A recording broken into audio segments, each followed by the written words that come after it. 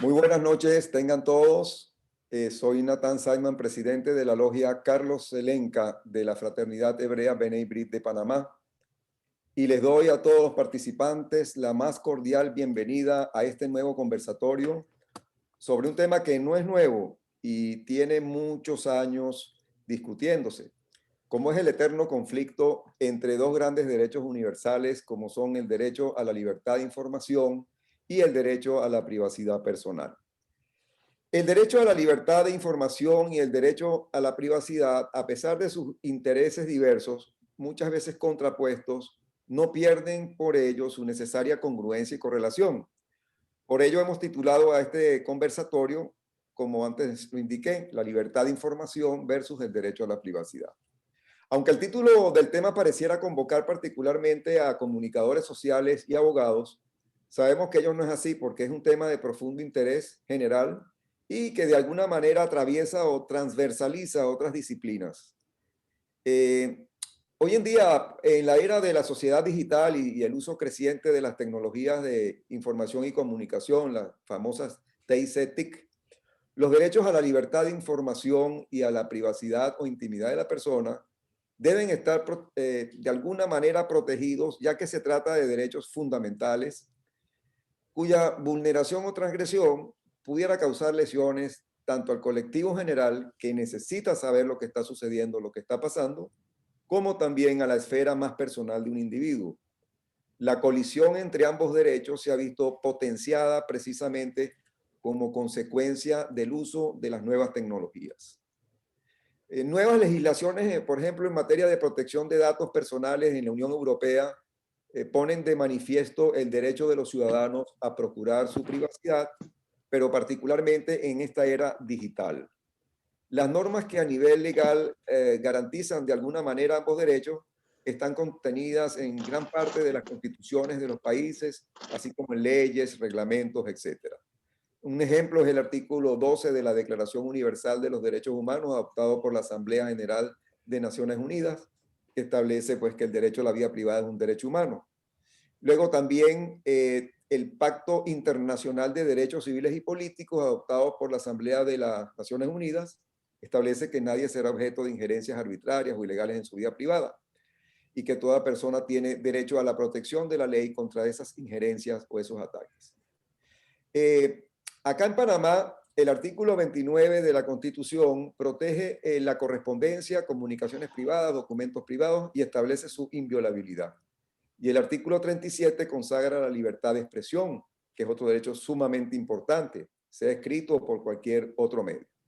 Ahora bien, desde otro ángulo, el derecho de acceso a la información también es un derecho fundamental. Una sociedad nunca podría avanzar si no dispusiera de la información necesaria para hacerlo.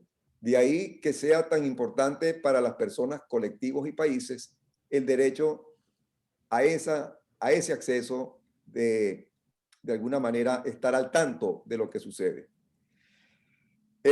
Vale la pena señalar que el pasado mes de noviembre de 2015, la UNESCO proclamó el día 28 de septiembre como el Día Internacional del Acceso Universal a la Información. En el documento de la proclamación expone que el derecho universal de acceso a la información resulta esencial para el funcionamiento democrático de las sociedades y para el bienestar de toda persona. Ahora, si bien la mayoría de estas constituciones, de estas leyes, establecen que la comunicación es libre y plural, pero la misma también sabemos que comporta deberes y responsabilidades.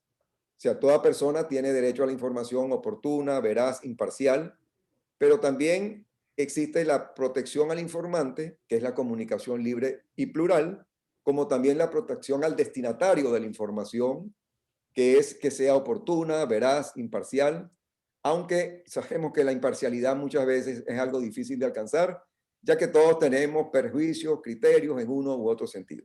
Pero en definitiva, esta es la discusión. ¿Cuál de esos derechos debe prevalecer? Esta noche tenemos con nosotros para debatir estos temas a panelistas de lujo y de excepción. Todos panameños reconocidos tanto a nivel nacional como internacional. Debo también aquí hacer una parte para decirle que uno de nuestros panelistas, de nuestras panelistas invitadas, la licenciada Flor Mirachi, se excusó a última hora por razones personales de urgencia y no podrá acompañarnos esta noche. Tenemos con nosotros al licenciado Eduardo Quirós y a la licenciada Sabrina Bacal.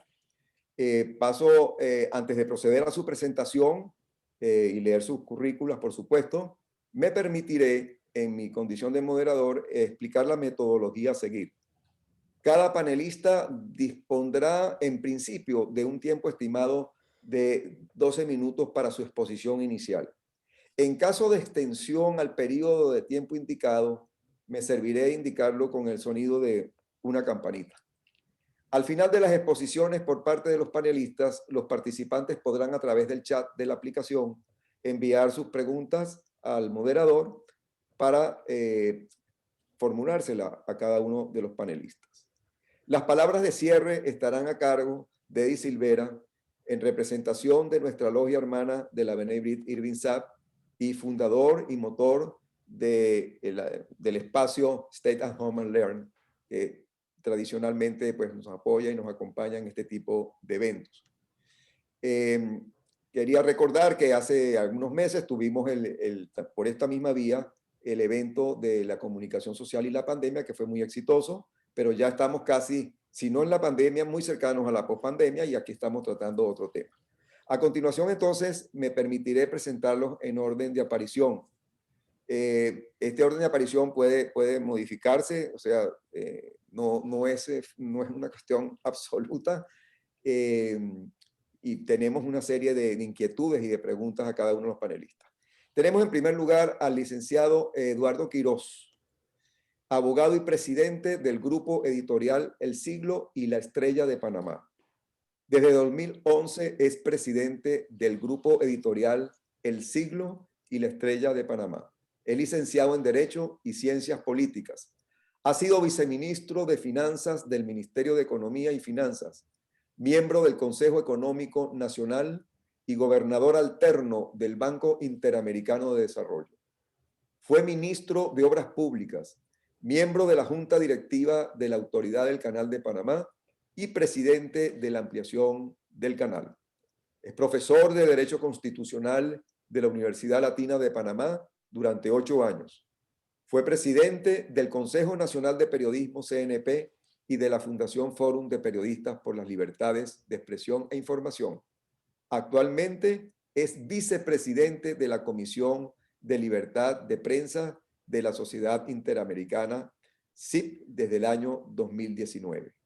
Luego Sabrina Bacal, por todos conocida. Sabrina es politóloga de la Universidad de los Andes, Bogotá, y periodista con más de 20 años de experiencia en Panamá. Ha sido presidenta del Consejo Nacional de Periodistas, del Consejo Nacional de Periodistas, participa en el comité editorial de TVN Noticias, conduce y dirige el programa dominical Radar y es la productora ejecutiva del especial anual Héroes por Panamá de TVN Media, proyecto que creó hace 10 años para destacar y premiar a los líderes sociales que trabajan por causas benéficas en sus comunidades. De marzo de 2017 a marzo de 2020, Sabrina ejerció la vicepresidencia de los servicios informativos de TVN Media, dirigiendo coberturas importantes como la extradición y juicio del expresidente Ricardo Martinelli y las elecciones de mayo del 2019. Entre los años 2004 y 2011, Sabrina fue directora de TVN y en la emisora radial Omega Stereo tuvo un destacado papel como panelista de Infoanálisis y cofundadora del programa Sal y Pimienta. Ha ejercido la docencia en periodismo y opinión pública en la Universidad Santa María la Antigua, la USMA. Bien, dicho esto, entonces, dejo en el uso de la palabra, elijan ustedes libremente. ¿Quién quiere tomar la palabra? Eduardo. Adelante, Eduardo. Muchas gracias. Bueno, primero, buenas noches. La verdad es que es un gratísimo placer compartir con la Fraternidad B'nai B'rith esta conversación. Creo que a pesar de, comentábamos un poquito al inicio, a pesar de que todos estamos un poco cansados de la virtualidad, espero que podamos tener una conversación atrayente e interesante y que produzca el valor de darles información valiosa sobre temas que casualmente, producto de la virtualidad, adquieren mayor relevancia. Así que muchas gracias por la invitación, muchas gracias, don Natán, por estar siempre pendiente de darle seguimiento a que estuviéramos aquí. Es un gratísimo honor también compartir con Sabrina Bacal, de quien a lo largo de estos años en que he estado directamente envuelto en medios he aprendido muchísimo y sigo aprendiendo. Yo plantearía el tema de la siguiente manera. Todo derecho implica una confrontación. O sea, el ejercicio de un derecho implica la limitación de otro derecho. Por eso es que Benito Juárez decía aquello, ¿no?, de que el respeto al derecho ajeno es la paz. Entonces, el respeto a mi derecho por parte del otro es la paz, pero también el respeto de mi parte al derecho del otro. Entonces, evidentemente, entre el derecho al ejercicio de la libertad de información y el derecho de proteger o salvaguardar la privacidad de los ciudadanos, hay una colisión. Esa colisión se va a resolver o se debe resolver siempre, en primer lugar, en el respeto entre los ciudadanos y, en segundo lugar, en los tribunales de justicia. Entonces, si partimos del hecho de que se produce una colisión, y esto, a ver, lo explicaban los antiguos en el sentido del derecho de propiedad, ¿no? El derecho de propiedad también genera una colisión. Cuando usted pone una cerca, una valla o un muro, se genera. El derecho mío es hasta tal lugar, el suyo es a partir de allí. Bien. Con respecto al derecho de información, lo importante es entender, uno, como bien señalabas al inicio, que estamos frente a un derecho humano, o sea, un derecho fundamental. La Constitución recoge una gran cantidad de derechos, en el caso de la Constitución Nacional, una gran cantidad de derechos, pero hay a unos, a los que están contenidos en el título tercero de la Constitución, les da el rango de derechos fundamentales. O sea, son derechos que son inalienables. Son parte del ciudadano desde el momento en que nacemos, desde el momento en que somos parte de una nación. Y luego vamos adquiriendo cada vez más derechos, los que vienen producto de la ciudadanía, o sea, de cumplir la edad para ejercer los derechos ciudadanos. Y, por ejemplo, esto es importante señalarlo, también los derechos que tienen los extranjeros que estén en el territorio nacional, por las razones que sean. Entonces, la primera fuente de esos derechos es la Constitución Nacional, o sea, la norma fundamental del país. La segunda fuente es que Panamá es, a partir del artículo 4 de la propia Constitución, signataria de una gran cantidad de acuerdos internacionales. Y todos recogen, tanto de organizaciones internacionales como organizaciones regionales, la Carta de las Naciones Unidas, la Carta de la Organización de Estados Americanos, y por ahí bajando hasta la Declaración de Chapultepec, que es de 1994, una de las más recientes y más contundentes, ese derecho de información. O sea, que no solo está consagrado en nuestra legislación interna como país, sino que también está consagrada en la legislación internacional de la que Panamá es signatario y por lo tanto se somete a ella. Bien, ¿de qué hablamos? El derecho a información, a mí me gusta mucho la definición de la Declaración de Chapultepec del 94 porque es fresca y es sencilla. Dice, toda persona tiene derecho a buscar y recibir información, expresar sus opiniones y divulgarlas libremente. Nadie puede restringir o negar estos derechos. Entonces, es una definición sencilla, básica, pero recoge plenamente lo que es ese derecho a la información. El derecho que tenemos de recibir esa información y al mismo tiempo de divulgar esa información. Sin embargo, nuestra propia Constitución, en el artículo 37 que se citaba, también señala algunas limitaciones. Y ahí empieza entonces la colisión o la confrontación de la que hablaba al inicio. Dice el derecho panameño, toda persona puede emitir libremente su pensamiento de palabra, por escrito o por cualquier otro medio sin sujeción a censura previa. Pero existen responsabilidades legales cuando por alguno de estos medios se atente contra la reputación o la honra de las personas o contra la seguridad social o el orden público. Entonces, vemos que ya hay un establecimiento de una limitación a ese derecho de información que es un derecho fundamental. de rango constitucional, reitero. Esta colisión, a esta colisión hay que agregarle, para poder entender cómo destrabarla, porque yo podría decir, bueno, todo lo que tenga que ver conmigo es privado y nadie puede informar sobre eso. ¿Dónde se empieza a destrabar? ¿Dónde se produce el elemento que genera el poder empezar a decidir hasta dónde se puede llegar en el ejercicio del derecho a la información versus a la privacidad o el respeto a la privacidad? El interés público. Entonces, es la definición de interés público, de encontrar que una información tenga valor para la vida en comunidad, o sea, para la red pública, o sea, para lo que nos interesa a todos, lo que establece hasta dónde podemos llegar. Entonces, si bien, por ejemplo, la salud de cualquiera de los que estamos en esta conversación no necesariamente es de interés público, la salud del presidente de la República, no me refiero a quien esté hoy ejerciendo, sino del ciudadano o ciudadana que esté ejerciendo, es de interés público, porque por sus responsabilidades, esa información debe ser de conocimiento público. No es lo mismo que Panamá amanezca hoy con un presidente saludable, presidente o presidenta saludable, y que mañana se entere de que su presidente sufre de una enfermedad.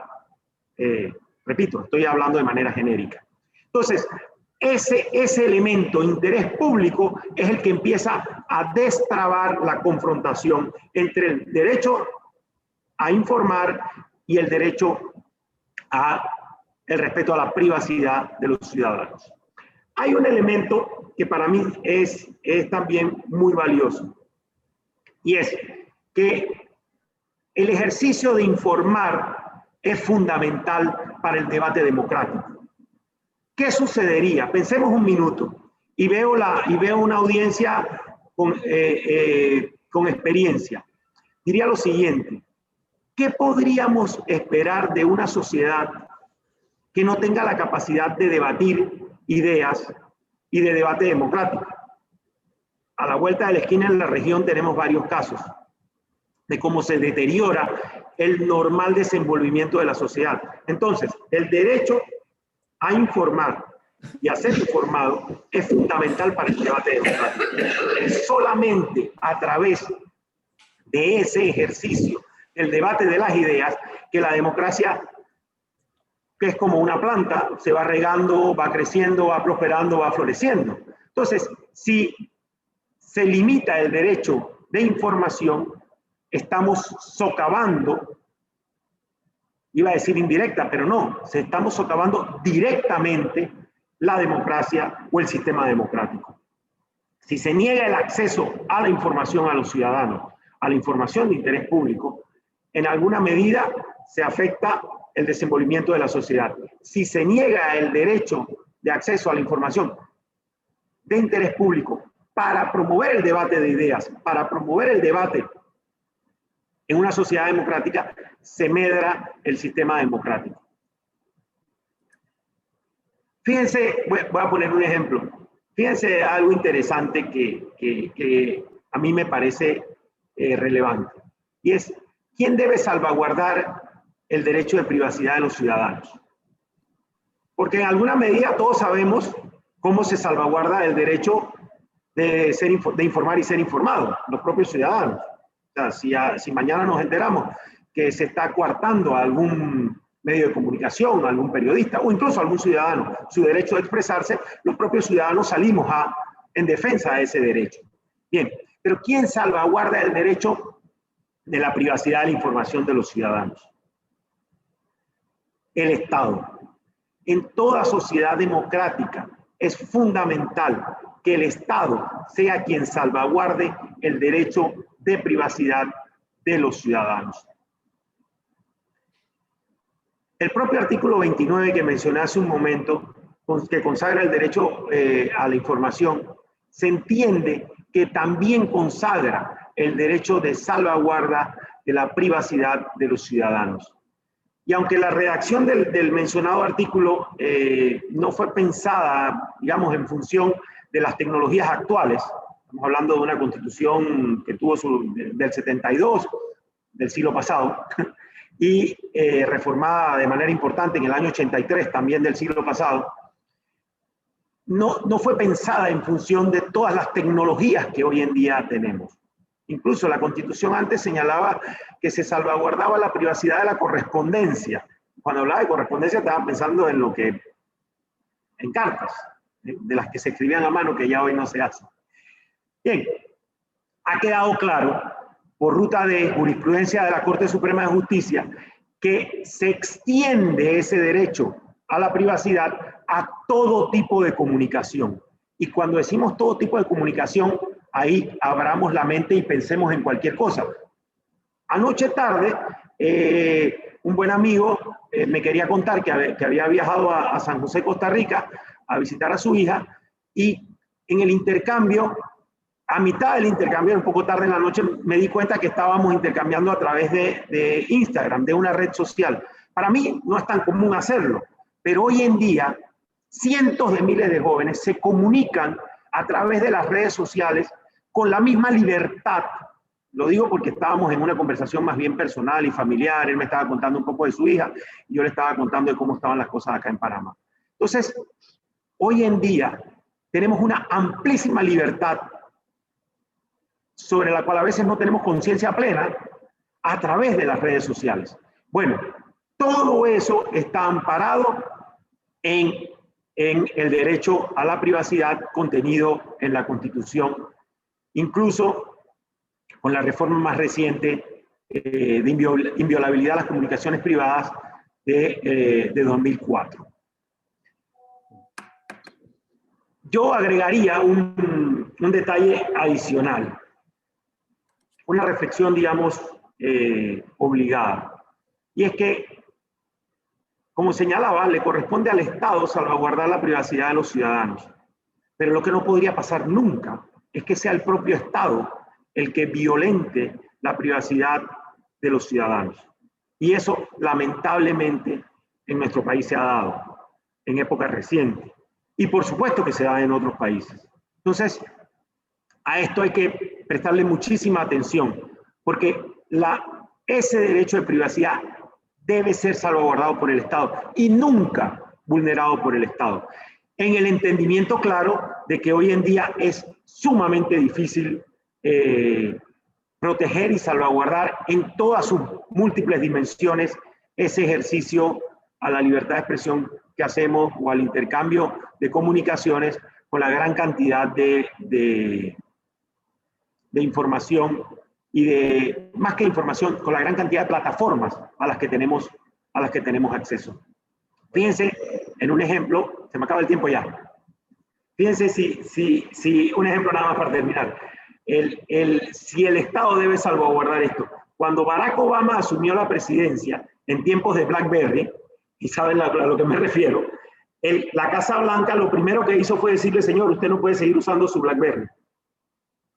Y le retiró el BlackBerry al presidente de los Estados Unidos. ¿Por qué? Porque tenía que salvaguardar la privacidad de sus comunicaciones. El señor echó una batalla y al final logró que le permitieran alguna comunicación con su familia más cercana para no perder Pero esto es fundamental en el sentido de hasta dónde debe llegar la salvaguarda del derecho a la privacidad de los ciudadanos.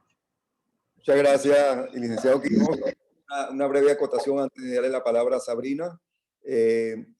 Obviamente está muy bien expuesto el hecho de que si bien aparentemente, y ese es el título del conversatorio de hoy, hay una colisión entre el derecho a la privacidad y el derecho a la libertad de información, vemos cómo a través del tiempo se van operando fenómenos donde a veces más bien hacen switch o están íntimamente vinculados. Claro que son esferas jurídicas distintas las que están protegiendo, pero por ejemplo, hoy en día en la mayoría de las leyes y de las constituciones se le exige a quien da la información, por lo menos, dentro de su libertad de expresión, que es un derecho que precede a la libertad de información, se le da a la persona que informa, al comunicador, la posibilidad de poder ser, digamos, desvirtuado por el que recibe la información o a quien se refiere durante la información, cuando se exigen en muchas leyes que la información sea veraz, sea, digamos, de alguna manera se ajuste a la verdad.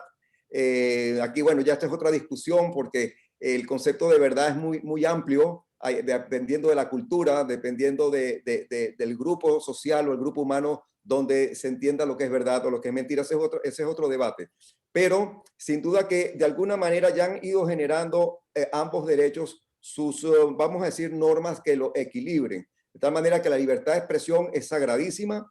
Si esa libertad de expresión conduce a un daño, conduce, digamos, a una lesión a la dignidad de una persona, a su, vamos a decir, su esfera familiar, etcétera, entonces está el derecho a la rectificación, está el derecho a que se haga la aclaratoria, etcétera. Pero hay un tema que ahora sí se lo quiero dejar a Sabrina, que también fue mencionado por el licenciado Quiroz, y es que la comunicación social hoy en día, como muchas otras disciplinas, está atravesando poderosísimos cambios a nivel producto de las tecnologías incumbentes, la digitalización, la cibernética, en fin, donde ya veía veía yo un YouTube que me pasaron, donde aparece un artista de Hollywood, es el artista de Hollywood, es la cara del artista de Hollywood, cantando, riéndose, y resulta que no es él, no es él. Es decir, imagínense ustedes el peligro No se puede falsear. Entonces, yo Se quisiera... puede falsear un video, una declaración, todo se puede falsear. Todo se puede falsear. Entonces, me gustaría, Sabrina, que tú te refirieras dentro de las redes sociales que actualmente existen, todo este cambio tecnológico y también, por otro lado, en qué medida los, vamos a decir, los propietarios de estas redes o los grupos económicos que manejan estas redes eh, están en el derecho, digámoslo así, o en la potestad de limitar o de, vamos a decir, evitar o cortar o suspender a políticos, a personajes en sus declaraciones o en sus comunicados o en sus videos, como sucedió recientemente, por ejemplo, en el caso del candidato Donald Trump, digamos, donde varios medios pues le hicieron de alguna manera bloqueo, y no solamente a él, sino a otras personas, y también la justificación a eso, ¿no? Porque me gustaría mucho que nos hablaras un poquito de eso, Sabrina. Adelante. Claro que sí. Me llena de orgullo que Eduardo haya dicho que ha aprendido de mí. Yo he aprendido muchísimo de él. Hemos trabajado mucho juntos, sobre todo en la defensa de la libertad de expresión en Panamá. Y llegar un poco al tema que magistralmente explicó de la colisión de los dos derechos y que lo que define esa línea entre uno y otro es el interés público.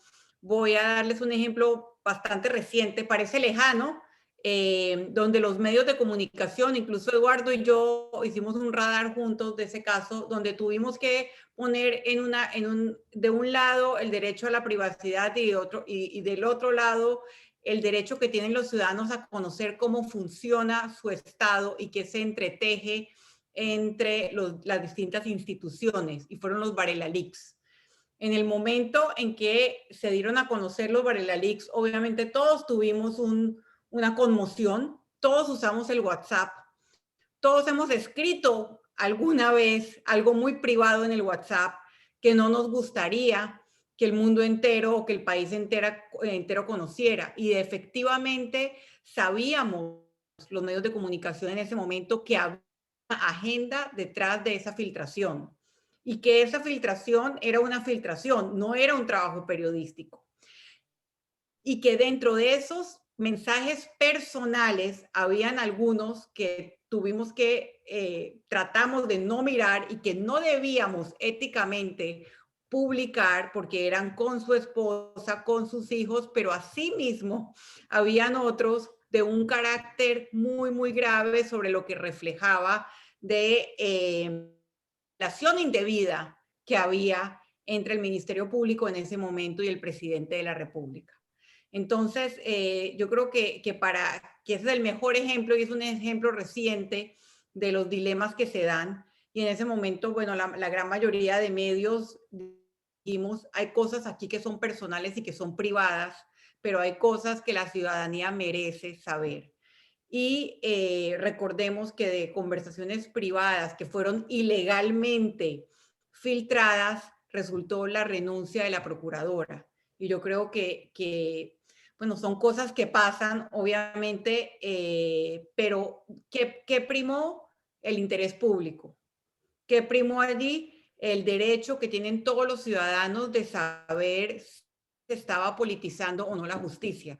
Así que quería agregar eso a la exposición de Eduardo porque es una forma, digamos, muy tangible de entender esa colisión de derechos y de cómo los medios de comunicación nos enfrentamos muchas veces con ese dilema. Las redes sociales. Podemos quedarnos hablando toda la noche. Realmente nos han retado a los medios de comunicación tradicionales y yo creo que nos han hecho ser mejores. ¿Por qué? Porque antes los medios de comunicación básicamente teníamos un monólogo, éramos los únicos que teníamos un megáfono. Hoy en día, inmediatamente, y entre más conocida sea la persona, entre más seguidores tenga, más cuentas, bots o más haters o más gente va a estar, digamos, contradiciendo lo que está diciendo. O sea que entre más conocida sea la persona, más va a tener que fundamentar lo que está informando. Entonces, eso, ¿qué le ha hecho al periodismo? Nos ha hecho volver a nuestras raíces, nos ha hecho ser más rigurosos, nos ha hecho hacer lo que las redes sociales no pueden hacer, que es dar contexto y dar sentido a muchísimas informaciones que digamos que se dan de manera y que el ciudadano no puede conectar muchas veces. Yo creo que la pandemia fue una oportunidad también, un ejemplo muy reciente que estamos viviendo todavía, de cómo el ciudadano se dio cuenta que la cantidad de información no necesariamente se traduce en la toma de buenas decisiones en democracias, es la calidad de información. Nunca antes los ciudadanos habían tenido en su teléfono tanta información, pero nunca habían estado tan desinformados. Entonces, lo que ha hecho las redes sociales no es solamente que los medios nos miremos adentro, que volvamos a nuestras raíces con segmentos de verificación de datos, dando más sentido y más contexto y más análisis que antes, sino que yo creo que también a los mismos ciudadanos, consumidores de redes sociales, les ha hecho entender que no toda la información es igual, que no todas las fuentes son iguales y que cada vez es más necesario enseñar a cómo informarse. Yo, por ejemplo, lo he hecho con mis hijos. Cuando mis hijos me preguntan, y cuando eran más pequeños todavía, ya ahora entienden lo que es una fuente creíble y lo que no es una fuente creíble. Mami, escuché que, ¿dónde lo leíste? ¿Cuál es ese website? O sea, hay medios de comunicación que tienen años trabajando en ganarse su credibilidad, que tienen procesos, que tienen rigor. Y yo creo que la pandemia, espero, haya sido una oportunidad para que los ciudadanos puedan, digamos, comparar el tipo de información que quieren recibir. Digamos, esa es la parte positiva. La parte negativa es que, bueno, hay un documental que se lo recomiendo en este momento a todos, el dilema social, el documental de las redes sociales en Netflix. Eduardo, ¿me recuerdas The Social Dilemma? Y básicamente nos muestra de una manera muy aterrorizante a los padres cómo estas mismas redes sociales que nos pueden conectar con gente que piensa distinto, idealmente deberían generar debates civilizados e intercambios de información y estar todos, digamos, más interconectados y estar más conscientes y empáticos de lo que siente el otro. Lo que ha hecho es que cada uno de nosotros se aísle y busque solamente a las cuentas y a las personas que piensan igual que uno. Entonces, aquí entramos en el fenómeno de los fake news y de la desinformación. Yo soy una gran seguidora de Yuval Harari y él en todos sus libros nos recuerda que el concepto de la posverdad es un concepto nuevo, que los seres humanos siempre hemos creado narrativas y muchas de esas narrativas son falsas. Y bueno, obviamente él empieza a enumerarlas. Muchas de las cosas que nos rodean son construcciones sociales, algunas basadas en hechos, otras no basadas en hechos. Lo que ha pasado con las redes sociales es que estas personas que tienen una agenda de desinformación con una causa específica o con una agenda específica, tienen a su haber la capacidad de difundir masivamente esta desinformación. Y entonces ahí es donde entramos al dilema, por ejemplo, de lo que ocurrió en las elecciones americanas y de lo que después ocurrió con la cuenta del expresidente Donald Trump en Twitter. Yo considero que un medio de comunicación sostiene su credibilidad en el criterio de decidir qué es noticia y qué no es noticia. La noche que Donald Trump habló más como candidato, presidente de la República en ese momento, y dijo sin ninguna prueba, que las elecciones habían sido robadas y muchas cadenas de televisión tomaron la decisión de o contextualizar lo que él estaba diciendo, poniendo abajo que no habían pruebas para lo que estaban diciendo, o cortar la transmisión. Para mí, decirle, digamos, al poder político o al Estado, eso que tú estás diciendo no es cierto y no es de interés público, eso no es censura, eso es el ejercicio del periodismo con criterio.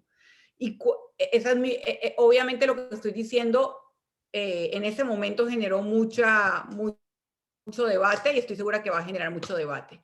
Pero yo creo que la mayor prueba de lo que digo es lo que pasó el 6 de enero.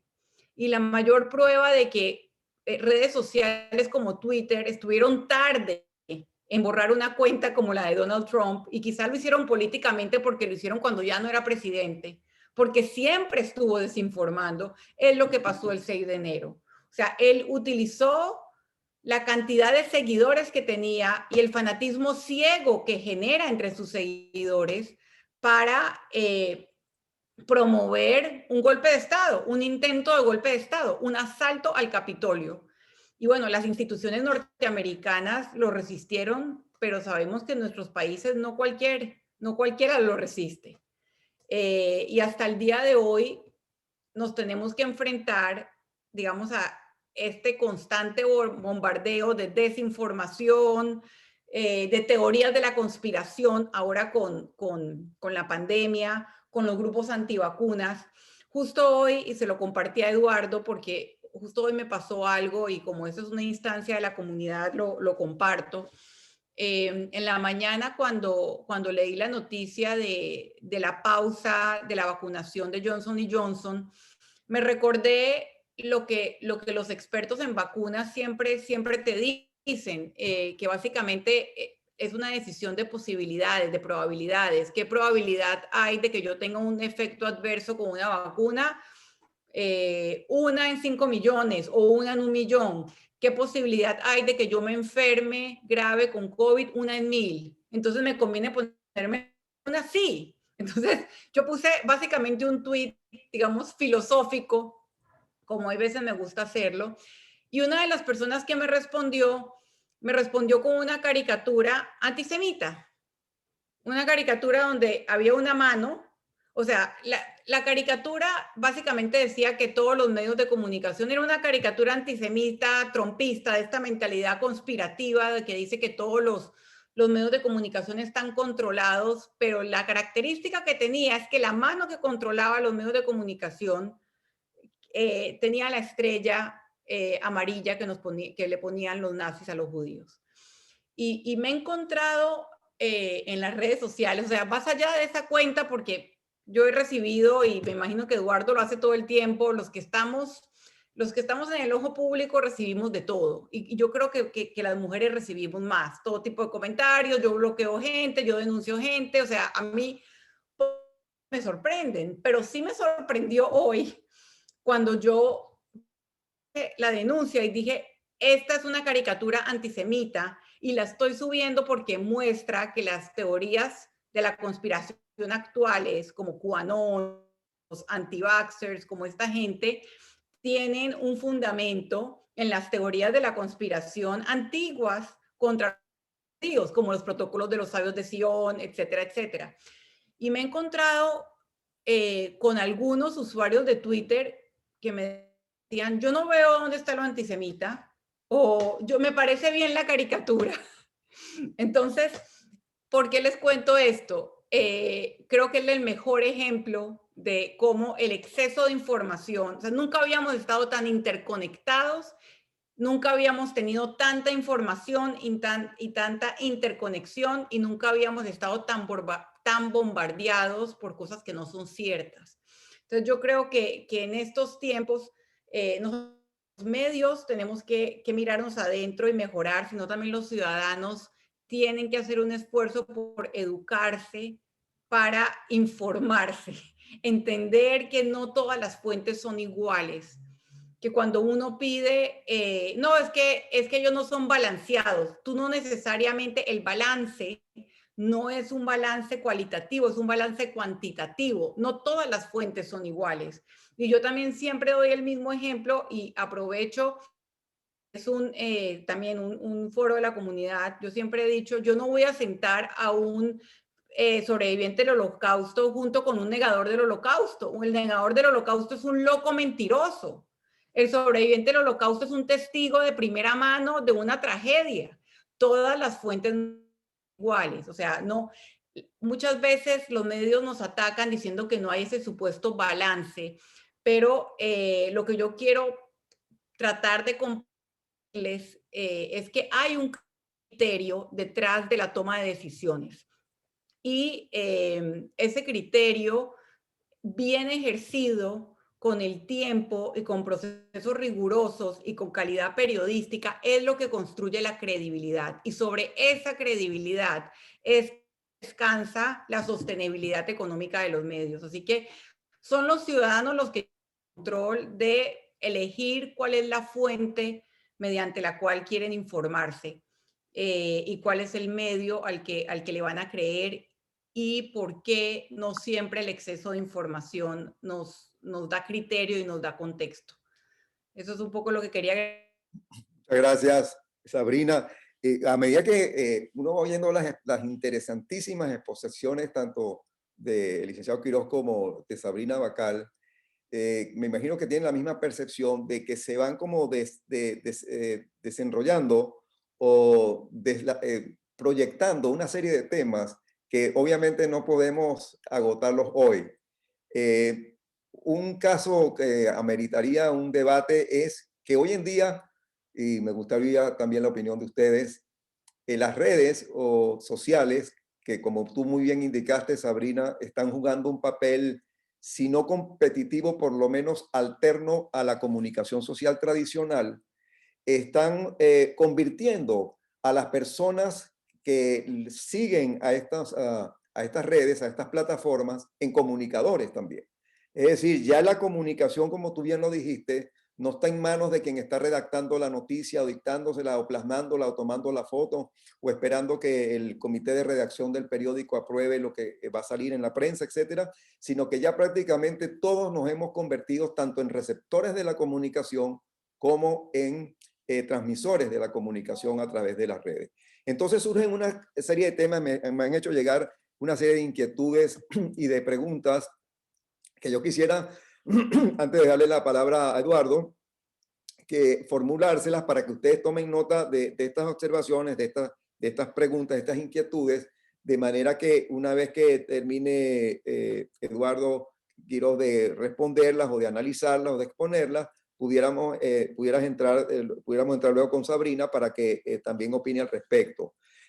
Un tema que simplemente quería comentar brevemente es el que se discute mucho, el tema de la censura. Es decir, y sobre todo creo que Quiroz abordaba algo muy importante cuando hablaba de cuando el Estado, un Estado intervencionista, un Estado, vamos a decir, dictatorial, un Estado que no respeta las libertades, coarta de alguna manera la libertad de expresión o la libertad de información y no solamente la cuarta, sino que pretende dirigirla, como en la mayoría de las dictaduras o los sistemas totalitarios. Todos basados en el llamado dominio público del llamado espectro radioeléctrico, que es donde a través de ondas electromagnéticas, como todos sabemos, se transmiten voz y sonido a nivel planetario. El hecho de que sea del dominio público, ese es un primer tema, ¿no? Primer tema para el hecho de que el espectro, el llamado espectro radioeléctrico, sea del dominio público de cada estado, no faculta a este estado para intervenir en el contenido de las telecomunicaciones, sino en todo caso para otorgar las frecuencias, dar las concesiones, etc. Bueno, ese es un punto.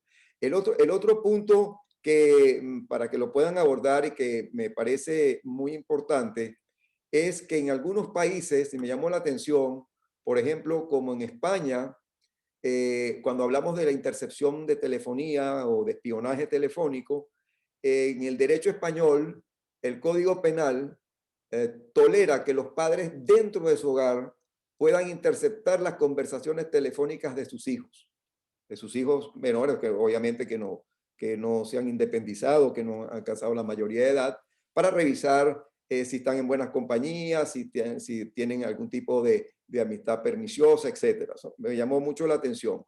Y luego también el hecho de tratar de ver cómo lo verás muchas veces, o la información en términos generales, la comunicación social, más allá de lo legal, debe también abordar el ámbito ético. Entonces dejo a ustedes, a Eduardo Quiroz, en la palabra. Adelante, Eduardo. Gracias. Señor Cóctel, has armado. Ok, voy a tratar de ir en el orden de lo que planteabas, y quisiera también acotar algo que me surgió de los comentarios que hiciste antes de darle la palabra a Sabrina. En primer lugar, con respecto a la censura. Sí, evidentemente, aquí hay que señalar algo, porque esta está más directamente ligada al ejercicio de la libertad de prensa. Hay una sutil diferencia entre libertad de expresión y libertad de prensa. Algunos piensan que no la hay, pero es muy sutil. En realidad, la libertad de expresión es la que tenemos todos los ciudadanos de expresarnos, la ejerce cualquiera, incluso los periodistas, y la libertad de prensa es la que se ejerce a través de un medio de comunicación, que es un conjunto de ciudadanos. Así que es sutil, pero vale la pena traerla a cuenta. A propósito de la precisión, los medios de comunicación, como los profesionales que ejercen el periodismo como carrera, como ejercicio de un oficio, al igual que cualquier otra instancia de la sociedad, están sometidos al cumplimiento de deberes en esa sociedad. Tienen derechos, pero también tienen deberes. Entonces, eso que se dice que los medios están en una picota donde están salvaguardados y pueden hacer lo que les da la gana, no, en realidad hay una serie de deberes que se deben cumplir. Y si no se cumplen, se pueden recurrir ante las instancias judiciales correspondientes.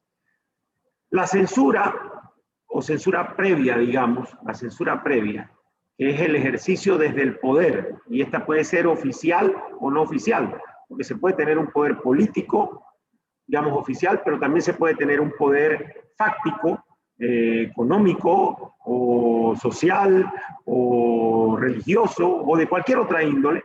Ese tipo de censura previa, evidentemente, es un atentado a la libertad de expresión. Que haya control posterior sobre el ejercicio de la libertad de expresión, eso lo consagra la Constitución, y los medios no están por encima de nadie, al igual que el resto de las instituciones de una sociedad democrática, están sometidos a la ley. Ahí voy a casar el tema con algo que señalabas para precisar dónde está contenido. Es a partir de la Ley 22 de 2005 que Panamá reconoce, a través de una norma legal, el derecho a réplica.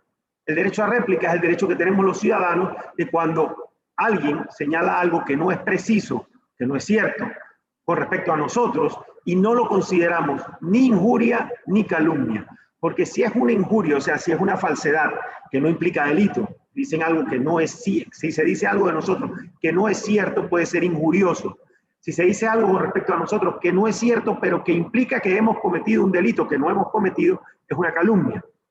Si no fuese eso que ampara la ley, También podría haber el derecho a réplica, si se dice algo que no es preciso y yo quiero que la ciudadanía conozca mi versión.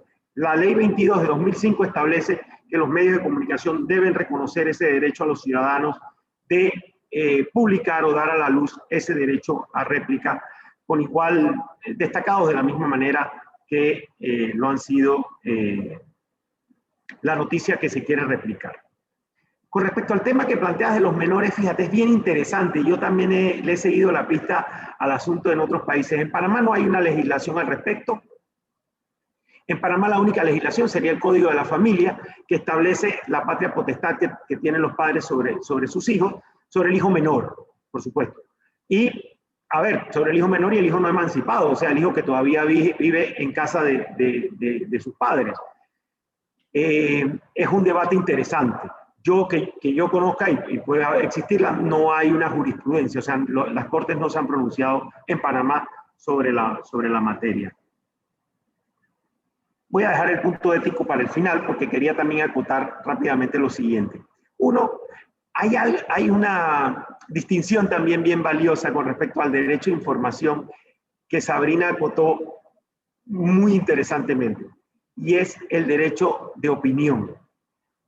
Desde el punto de los medios de comunicación, ojalá, y eso es lo que se dice cuando se habla de rigor profesional, ojalá estuviese claramente distinguido. O sea, el ciudadano, pensemos en un periódico, una versión impresa. El periódico debe tener claramente definido dónde están las columnas o artículos de opinión. O sea, el ciudadano le debe ser fácil, el lector le debe ser fácil establecer qué es información y qué es opinión. Eso no es tan fácil en todos los medios y hoy en día con todo el boom digital a veces no es tan sencillo y a veces nos envían comunicaciones que empezamos a leer, tienen el logo de determinado medio y se lo adjudicamos al medio y al final del día es la opinión de fulano o mengano de tal. Entonces esa distinción, por eso endoso muchísimo el planteamiento de que cada vez nos debemos educar más para informarnos, que señalaba Sabrina Bacal, en el sentido de que sí, una opinión no tiene el mismo valor que una información que tenga rigor periodístico.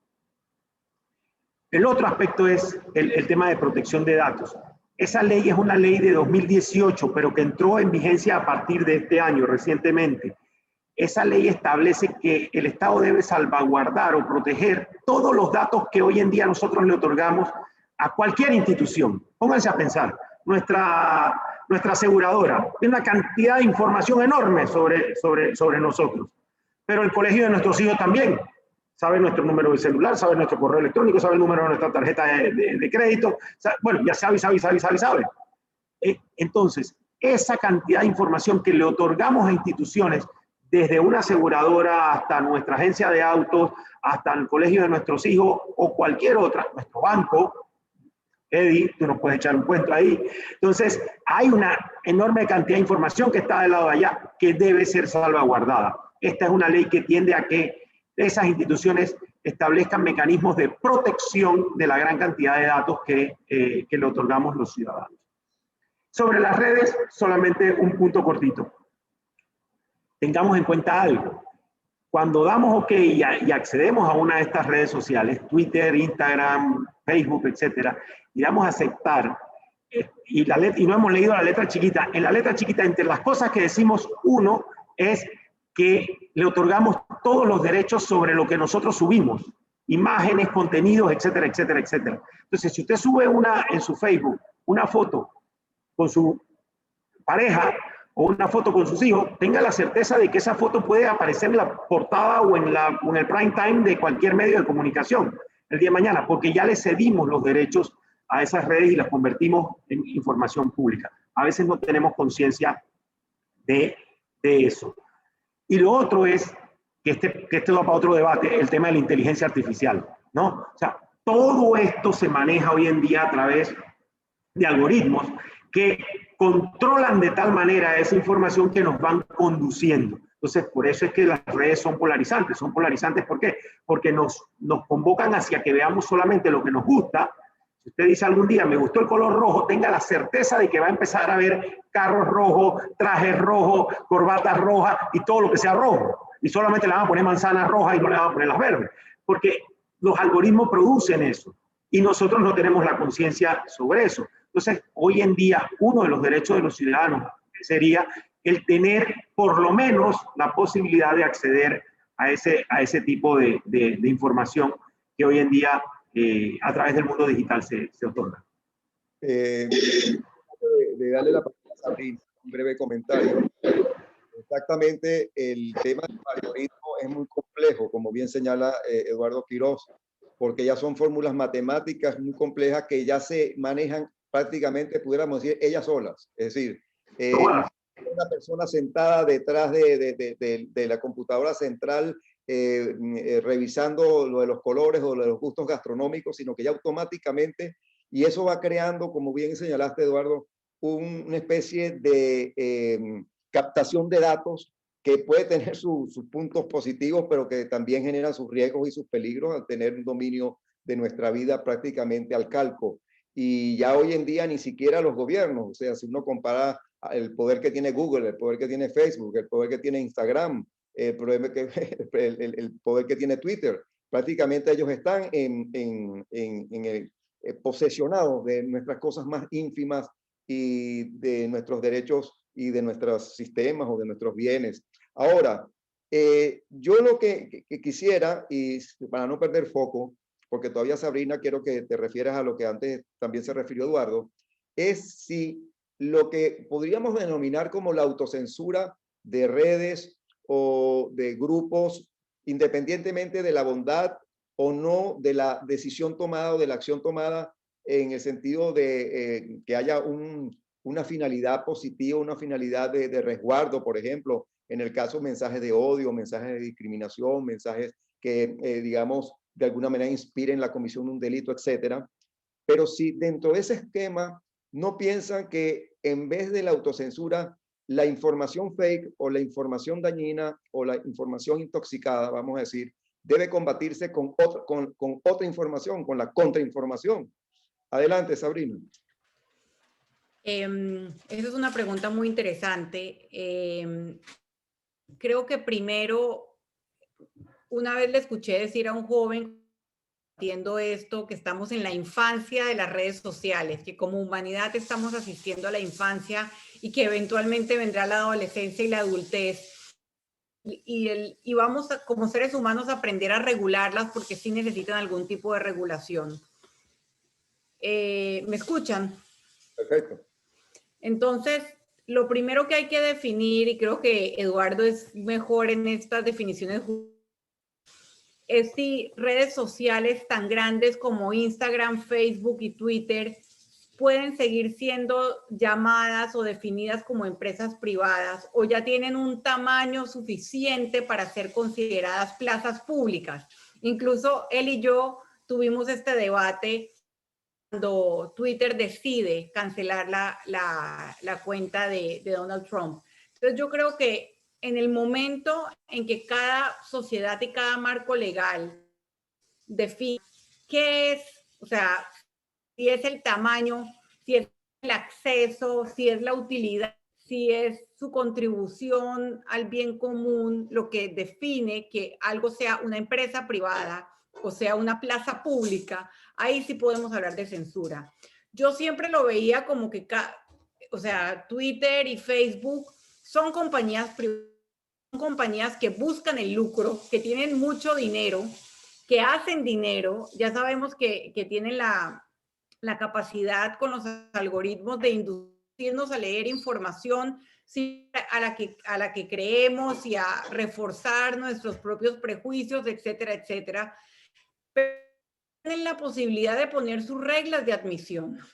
Entonces, yo sí considero como ciudadana que hay derechos importantes que el derecho a la libertad de expresión, y creo que el derecho a la vida es más importante. Entonces yo no puedo, en aras de la libertad de expresión, escribir un mensaje invitando a la gente a odiar a las personas de raza negra, o yo no puedo invitar a la gente a decir, por ejemplo, sin pruebas, que se robaron las elecciones y entonces tenemos que asaltar el Capitolio. Entonces yo por eso pienso que lo ocurrido el 6 de enero en Estados Unidos es un punto, es un turning point. O sea, ahí se ven las consecuencias de lo que puede hacer la decisión. Ahí se ven las consecuencias de lo que puede hacer, digamos, la incitación de un líder. Entonces yo sí creo que es válido limitar o encontrar el mecanismo para que no cualquier mensaje reciba, digamos, el megáfono que ofrecen estas plataformas. ¿Cuál es ese mecanismo? ¿Quién define si son empresas privadas o si son plazas públicas? ¿Por qué limitaron a Trump y no limitan a otros líderes? O sea, no estoy diciendo no estoy diciendo que la decisión haya sido altruista, ética, completamente balanceada. No, pero yo sí creo que el discurso al odio y lo que ocurrió el 6 de enero y las cosas que han venido pasando son un llamado de atención, y son un llamado de atención a todos a decirnos: las redes sociales necesitan algún tipo de orden, algún tipo de regulación, porque nos estamos convirtiendo en la sociedad opuesta a la que decíamos querer aspirar. O sea, queríamos aspirar a una sociedad donde hubiese un intercambio más grande de ideas, donde hubiese una mayor empatía entre los ciudadanos, donde hubiese más comunicación, y estamos formando todo lo contrario. Estamos formando dos bandos que no comparten absolutamente ni siquiera los hechos más básicos, ni siquiera un hecho sobre los que nos podríamos poner de acuerdo, como hay o no pruebas de que la elección donde ganó Biden fue robado. O sea, si tú haces esa encuesta en Estados Unidos, te das cuenta que ni siquiera sobre estos hechos básicos hay consensos. Entonces, siento que estamos en un punto muy complicado y que sí se necesita un tipo de orden.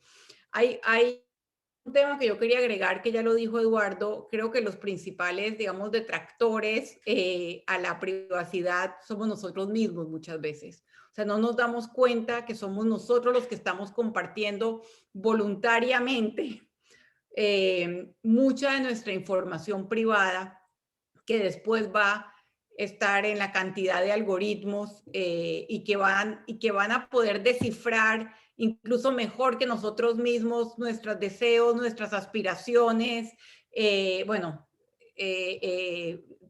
Puedo incluso describir un escenario muy terrorífico.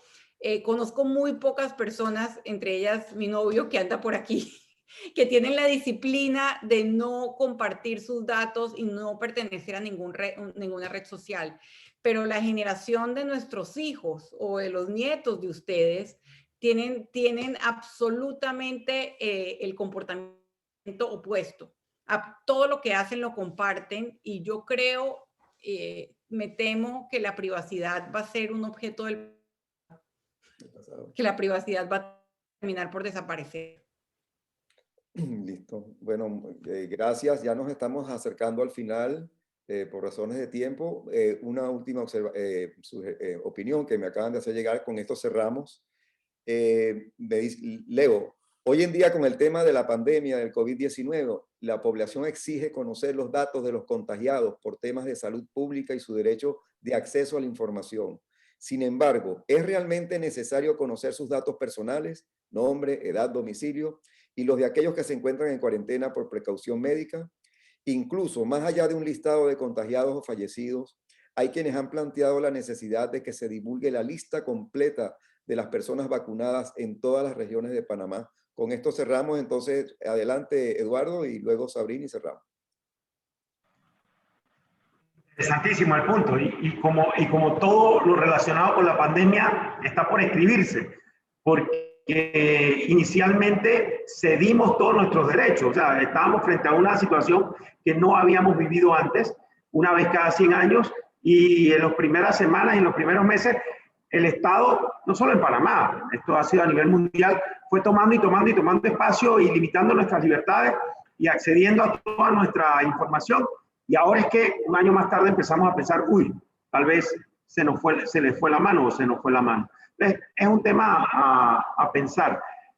el gran debate del pasaporte de COVID. O sea, es decir, van a los estados a ponerse de acuerdo en que exista un pasaporte o algún tipo de visa en la que nos sellen que si estamos vacunados, etcétera. Eso ya va a ser un gran debate que crearía lo que yo percibiría prima facie como una situación de discriminación. No, usted no está vacunado, usted no se monta en el avión. Usted no está vacunado, usted no puede llegar a tal país. Entonces, hay que empezar a pensar en esas cosas de manera más profunda. Es bien interesante el punto planteado. Mire, yo, sin alargar, pero cuando, no sé si recuerdan que en algún momento de la pandemia se habló que el tipo de sangre podía tener relación con si había mayor o menor ascendencia a la... Y yo empecé a plantear que hiciésemos una investigación a nivel periodístico, en los diarios, sobre cuál era la data que había de tipo de sangre versus contagios. Me pareció interesante. Entre paréntesis, sorpresa, muy difícil acceder a esa información y el MINSA no... Si la tiene, yo me atrevería a decir que no la tenía. Bien, a guisa de poder haber cometido una infidencia. Pero luego me puse a pensar, si esa data se transmitiese con datos personales de nombre, cédula, edad, etcétera, eso ya sería ir un paso más allá. Entonces, efectivamente, todo este tema de la pandemia genera un debate sobre la protección de nuestros datos. Pero al mismo tiempo el valor, digamos, de la información para beneficio de los ciudadanos. Si, por ejemplo, se dijese, en el corregimiento de San Francisco la incidencia es tanto, es importante esa información saberla porque usted puede tratar de evitar ir a lugares públicos en ese corregimiento. Entonces, hay que, de nuevo, ese contraste o esa confrontación o esa colisión que siempre se produce. Lo otro es el tema de quién define en las redes sociales que sí, que no. Y como bien dijo Sabrina, en este tema sí hay debate interesante, tenemos posiciones no exactas. Yo lo percibo un poco de la siguiente manera. En el momento en que nosotros hagamos dejación en otro de lo que el Estado debe satisfacer, estamos mal. ¿A qué me refiero? Porque la administración de justicia sea lenta o porque la administración de justicia sea mala, no vamos a dejar que sea otro el que administre justicia por su propia cuenta. Entonces, si usted comete un delito, una infracción a través de una red social, es igual que si la cometiera en la calle o con un megáfono. La administración de justicia debe hacer valer el derecho. Si el señor, caso concreto, el señor Trump, si el señor Trump incitó a la violencia, yo no creo que el tribunal Twitter tenía que decidir, debe tomar su precaución, como tú decías, poner abajo lo que ellos estaban haciendo. Pero le corresponde a un juez actuar contra quien ha cometido una incitación a la violencia, independientemente de quién sea. Esto es el deber ser, el deseo de Eduardo Quiroz. Eso no es así en la vida real. En la vida real, el que le cancelaran la cuenta de Twitter tuvo un impacto más grande que el impeachment del Congreso de los Estados Unidos, sin duda alguna. Entonces, esa es la realidad de la sociedad en la que estamos. Yo quería finalizar señalando lo siguiente. Yo preparé un trabajo que te voy a enviar por si lo quieres compartir con la audiencia, donde hacía una investigación sobre la campaña del 2016 en los Estados Unidos y un informe que se hizo muy interesante sobre los fake news que se publicaron en esa campaña. La gran mayoría de los fake news eran de gente que estaba en la parte más oriental de Europa y que no tenía la menor idea de la campaña Trump-Clinton. Simplemente lo hacían por intereses económicos. Entonces, muchos de los fake news que nosotros pensamos que pueden tener un interés político o un interés de teoría de conspiración o cualquier otra cosa, al final del día son solamente motivaciones económicas. Entre más hits, más plata usted recibe. Recuerde eso. Entonces, a eso también hay que prestarle atención y las redes sociales le deben a los ciudadanos una respuesta a eso. Termino nada más diciendo que rubrico plenamente el sentido de que nos eduquemos más para informarnos. Eso tiene un valor enorme en la sociedad de hoy.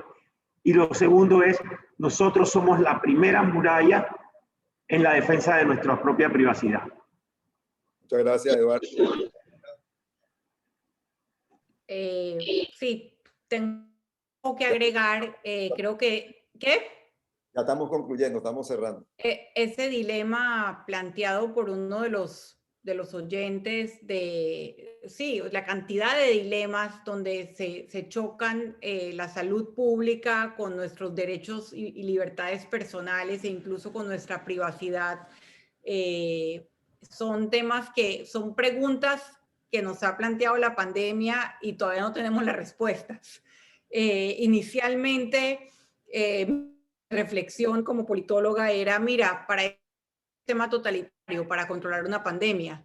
Y si ustedes leen, por ejemplo, a Fareed Zakaria, te dice que una de las debilidades que ha tenido Estados Unidos para la pandemia no solamente es el federalismo, la burocracia de sus instituciones, sino también el apego a la libertad.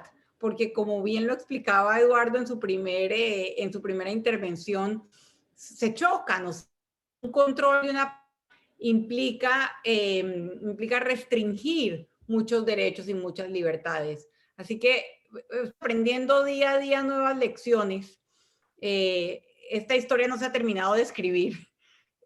Todavía no sabemos la verdad de todo, de quién lo hizo bien, de quién lo hizo mal, de qué régimen lo supo hacer, y también finalizaría con esa reflexión final de Eduardo, ¿no? Hay que, cada vez que compartimos una información en el gran internet de todas las cosas, tenemos que ser conscientes de que eso puede acabar en las manos de cualquier estado, de un estado democrático, de un estado totalitario, y que puede ser utilizado para agendas distintas a la que nosotros originalmente queríamos comunicar al compartirlo. Muchas gracias, Sabrina. Como dice la frase, amanecerá y veremos.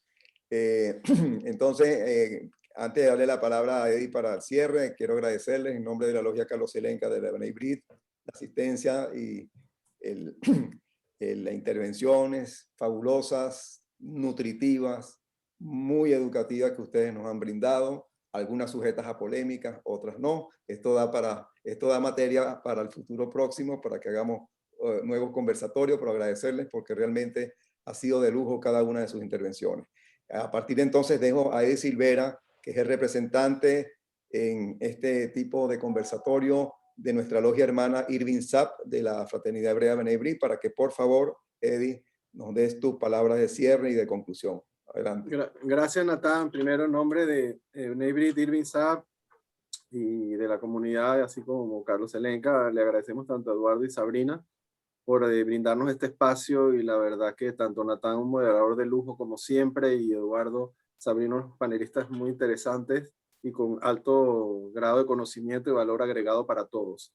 Como conclusión, me llevo primero del lado de Eduardo un planteamiento muy interesante en esa dualidad que hay entre, por un lado, el derecho a la información o el acceso a la información por parte de la población de temas que son de interés público, y a la vez el derecho a la privacidad. ¿Dónde está la línea? A veces hay líneas grises y obviamente ahí está el desafío de todos como sociedad, y tanto ustedes como comunicadores y todos, dónde ir poniendo los límites de ese lado.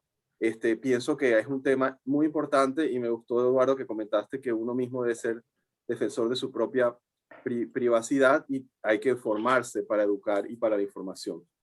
Sabrina habló mucho del tema de las redes. Yo creo que es un tema muy importante. Yo también, como Sabrina, me quedé súper sorprendido con el tema de la suspensión de la vacunación, ¿no? De la Johnson & Johnson, y la forma como se está manejando la información a nivel global e internacional, y las consecuencias que tenemos a todos como sociedad, hasta en el tema del manejo de esta pandemia. Es una cosa que ha cambiado la forma de ver el mundo. Y Sabrina lo dijo muy bien, y Eduardo lo complementó en el sentido de que hay mucha información disponible, pero a la vez estamos muy desinformados. Eso es como cuando ahorita, por ejemplo, yo me siento a veces, antes había menos canales de televisión, menos opciones para ver información, y me sentía que tenía más opciones. Ahora estamos llenos de, ¿sabes? Netflix, Apple TV, noticias, miles de opciones y no sabemos qué elegir. O sea, como que tenemos miles de opciones y nos perdemos un poco. Yo creo que es importante la labor de ustedes para darnos el contexto y lo que es la calidad de la información. Definitivamente las redes sociales es un tema muy, muy complejo. Recuerdo a mi esposa que es psicólogo y le dice a mis hijas que tengan cuidado con lo que ellas ponen en las redes, porque ya prácticamente lo que pones en las redes se hace público. Y yo creo que hay que ser todos muy cuidadosos. Y tú también, Sabrina, lo mencionas en el tema del WhatsApp y Eduardo también lo mencionaba también en ese sentido de que nosotros mismos tenemos que defender nuestra información que compartimos o que publicamos. Entonces, pienso que como igual que Natán, que también comentó, creo que es un tema que da para hablar para futuras ocasiones. Bueno, los esperamos pronto en estos espacios que estamos haciendo de forma mensual.